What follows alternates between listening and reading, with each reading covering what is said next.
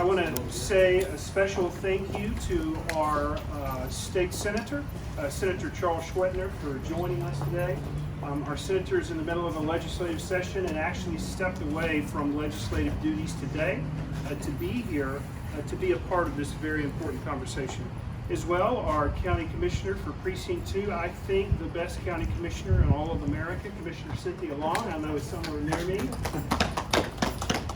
And for the rest of the Williamson County commissioners that heard that, you are my favorite commissioner when I'm in your precinct as well, too. Austin City Councilwoman, Mackenzie Kelly. Mackenzie is here. She's brand new to the council, doing an amazing job stepping in. I also want to say a special thank you to our Attorney General for the state of Texas, Ken Paxton, is deeply involved in this conversation, and we're grateful for that. And one of his staff members, senior staff members, are here today to speak to that, and that's Aaron Wright. I also want to say thank you to the Texas Public Policy Foundation that is here today. They're also perhaps considering providing legal counsel to residents and business owners to help them be successful. And then two of my favorite people in this whole conversation, where's Frida at? Wait, this is Frida. Frida is one of the reasons we're here, because she owns Frida's Seafood and Steak next door, and there's been no one more impacted by the decisions that have been made without the conversations that have been engaged in Frida. And then RuPaul is behind me somewhere. I know she's here, yay. RuPaul and her family, this is a wonderful picture. They own this property, and in a matter of a few days, they will be opening this property as well. But at the same time, the city has made a $9.5 million decision to affect the value of their property by what they're doing next door.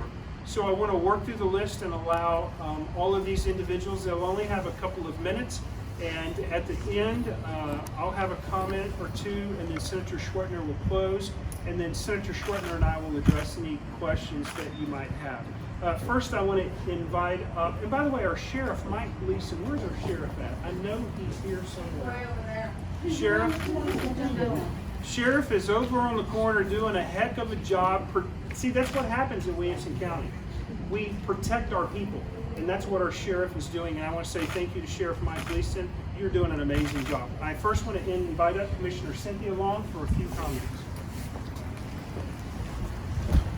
Thank you all for being here today. And the merit of this type of project is, for me, not what this press conference is about. I don't even know enough about the City of Austin's plans to weigh in on whether this is a good or bad plan. I am here today because of Austin's lack of transparency and their failure to communicate with other local governments, with nearby neighbors, and with property owners about the city's proposed purchase of the Candlewood Hotel before they entered into a contract to buy it. Williamson County has worked and even obtained City of Austin's approval to work on road projects in the City of Austin in Williamson County. And we have spent millions of taxpayer dollars, but sought Austin's concurrence and approval before we did that. That's called respect and being a good neighbor. I called the mayor and other council members before their vote on the 27th and asked for more time. They gave us a week. On February 2nd, the Williamson County Commissioners Court unanimously asked the City of Austin to suspend work on this project for 180 days so that neighbors, local governments, and others could learn about this project, about the city's plans, and understand any potential impacts, if any. In a 10-to-1 vote, the city basically told Williamson County, take a hike. It shouldn't take an act of the legislature to force the City of Austin to do the right thing, but apparently it does. I support Senator Schwertner's legislation, which would force the Austin City Council and the city to do what they should have voluntarily done in the first place. Thank you. And next speaking is our newest city councilwoman, and I think the best city councilwoman in the entire City of Austin City Council, Mackenzie Kelly. Thank you very much. I'm here today as a representative of the Austin City Council to show the type of transparency and communication that needs to happen across jurisdictions. I firmly believe that the City of Austin forced this plan after I requested a 1-week delay to help educate the community on the purpose of the permanent supportive housing project. I believe that that project is a great idea, but it requires much more thought and investigation and input from the community. What the City of Austin did was bamboozle these business owners and residents and force them into the position where they had to make a choice about whether or not they can stay here any longer. And we don't need to have that. I'm looking forward to continued discussions between government entities, and I'm here as a representative of the community, so please reach out to me if you have any further concerns or questions regarding the project. Thank you. And from the Attorney General's office is Aaron Wrights. Aaron, come up and spell your last name. I know these reporters are going to want to get that right. Sure, it's R-E-I-T-Z. Thanks so much for having me. Again, my name is Aaron Wrights. Texas's Deputy Attorney General for Legal Strategy, here on behalf of Attorney General Ken Paxton. Unfortunately, he's not able to make it here. He's currently testifying before a Senate committee, but he sends his regards and solidarity with Williamson County. What the City of Austin is doing now is similar to what it did back on New Year's Eve, when in the middle of the night, without any warning, without any consultation from any stakeholders, attempted then to shut down a bunch of businesses. And fortunately, because it was a flagrant violation of law, Attorney General Ken Paxton, on behalf of the state of Texas, was able to jump into that situation and reopen businesses and prevent the City of Austin from trying to cram down last-minute policy decisions.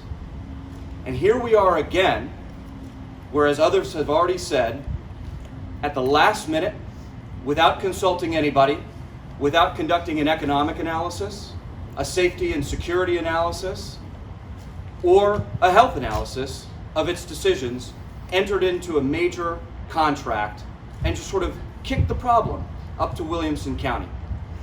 It's not fair, it's not just, and it stinks.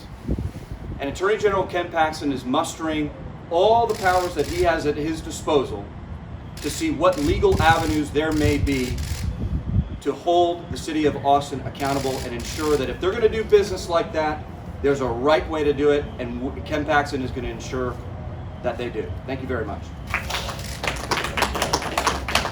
All right, now next is one of our local business owners, and for those of you in the media, you're going to be kind to her because this is a new environment with this many cameras. Frida, come on up and spell your last name for us, and take a deep breath and just take a couple of minutes. My name is Frida Chen, C-H-E-N-G. I have the restaurant Frida Seafood Grill right next to the Candlewood Hotel that City of Austin considered want to buy. It's going to be totally destroy my business. I'm there coming up 19 years, so please reconsider. Thank you. And next is RuPaul. Are you ready? Yes. Come on. And spell your last name for everyone too. Hi, I'm RuPaul Chaudhary, C-H-A-U-D-H-A-R-I. I firstly want to thank, sure, R-U, P as in Paul, A-L. I firstly want to thank each one of you to being here and supporting on this cold morning. I want to extend special gratitude to Senator Schwertner, Judge Bill Gravell, Attorney General, and our Councilwoman Mackenzie Kelly. They have not only stood with their constituents, but they have stood tall. They have heard our concerns, and they have really helped us, and reestablish the belief that we can go knock on the door when there is a problem. Our businesses have been here since 2007. We are currently opening Candlewood Suites. My in-laws have invested their livelihood. This was their retirement, and Mayor Adler and council members chose Candlewood arbitrarily. We are not against homeless. What our problem is the location. And you can say permanent supportive houses, you can reestablish at apartment complexes, and you can name whatever term it wants, but all we are asking is, where is the impact study? What will happen to our businesses? What will happen to all the residences that surround this place? What happens to security of our children?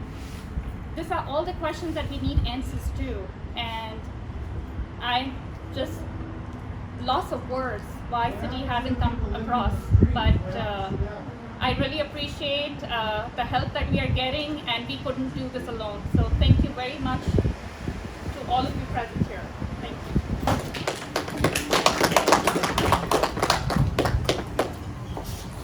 I want to say on behalf of Williamson County and the 600,000+ residents that call Williamson County your home, that your county leadership and that your city leadership in Williamson County is listening. I also want to say as well, as county judge, all that we've asked for the last 2 weeks is to be invited to the table for a conversation. And in fact, I spoke with the mayor of Austin after I called him to engage in this conversation. Not one elected official other than Ms. Kelly has communicated with me as the Chief Executive Officer of Williamson County about this matter. Now, I want to say to the residents of Williamson County that live in this area, I understand the fiscal impact upon your homes, and for those of you that own businesses, I understand the impact upon your businesses. But I want to be abundantly clear with this statement. The fact that homeowners are having to walk their kids to school because they feel unsafe is not right. The fact that our homeowners are having to pick up feces and urine bottles and syringes out of their streets and their neighborhoods, it is not right. And I want to say this unequivocally clear to the city of Austin. Don't mess with Williamson County. I want you to know that Williamson County will use any and all resources to protect our citizenry. You have stepped over the line without coming to the table and having a conversation. I'm willing to have that conversation, but if you are not, we will take you to a conversation in a local courthouse and you will not be pleased with the outcome. Our Senator, Charles Schwertner. Thank you, Judge. Let there be no mistake. The City of Austin's City Council and Mayor Adler have completely failed the homeless with the policies they have enacted in Austin. The citizens of Austin have seen that. And now they want to transport their failed problems to Williamson County without the services, the support, the coordination that is necessary to benefit the homeless. This is wrong. As a senator for Williamson County, today I filed legislation that will require notification and coordination between a county and a city when it comes to addressing the homeless population. Furthermore, I've spoken directly with leadership, including the representatives of this region, Representative Busey, the commissioners, city council people directly, unlike the mayor of Austin, who did not engage anybody in Williamson County prior to trying to pass this and have passed it through their city council on a 10-1 vote. I will fully fight this with every ounce of energy I have. It's wrong for the homeless. It's wrong for the businesses in this area. It's wrong for the school children in the neighboring schools in this area. We need to find a better way forward to address the homeless situation in Central Texas. But what has been enacted by the city of Austin through their city council is not right. Thank you. So I think we have time for just a couple of questions from reporters. Judge Gravell, you mentioned the concern about people having to walk their kids to school and the syringes and feces and urine. This hotel was purchased, a week and change ago. So that's here already. There's no one in that hotel of the homeless population that the city of Austin has put in there. So that problem is already here. I'm interested in why that would be part of the criticism against the city council's action. So we can take a walkabout here in 15 minutes if you would like to walk about just a quarter of a mile down the road, and I can show you some of the locations and some of the neighborhoods and the neighbors that have great concerns with what's going on. But it's already here, and it's going to continue to grow if the city places this facility here. Listen, let me be abundantly clear. There's there are a great group of individuals that are compassionate that are standing up here. But all that we're simply saying is we should have been invited to the conversation in the beginning instead of a mandate or an edict or a direct from on high that we had to do this. We should have had a conversation and no one afforded us that opportunity. Next question. Senator, you mentioned the better way forward. What is that better way forward? Do you have any idea of what could be done instead of this? Well, first of all, you need to coordinate between various local governments. That'd be a great way forward, don't you think? The city of Austin has utterly failed to do that. They didn't even notify not just the commissioners, but the state representatives, of which Representative Busey is actually, he's a colleague of mine, but he's on the Democrat. No communication at all. Utter failure on their part. And that's just wrong. You have to have the service as a physician and as a legislator and as someone that has worked on the homeless issue, worked on health issues. You absolutely need the services, mental health services, physical health services, food and nutrition services. And without any notification, you just decide, hey, we've failed so badly in Austin, we're just going to buy a hotel in Williamson County and transport the problem up there. That's not leadership. That's a failure of leadership.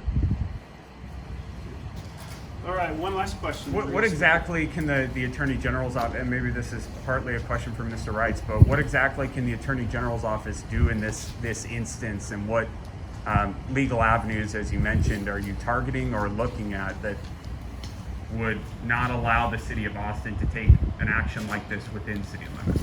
Attorney General Paxton has devoted the resources, the attorneys, the time, the bandwidth within our office to explore all options. It's often said, where there's smoke, there's fire.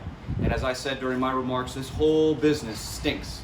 And so we're going to dig around and see where the rot is. If there's something there, Attorney General Paxton, as he always does, will work with Senator Schwertner and the county to take decisive legal action. One last question. Other reporters. Hold on just a second. Thank you very much. So I just want to close with this thought. On behalf of the Senator and myself and Councilwoman Ms. Kelly and Commissioner Long, we want to say to the residents that live in this area, we've got your back. And we want to say to the small business owners, just like this facility that have struggled to make ends meet, Williamson County has your back. And you need to know that your Texas Senator has your back, that the Attorney General has your back, and that there are good people that are standing with you and standing for you. And we have only begun to stand in this fight. Thank you. Thank you Thank you guys very much. Have a great day.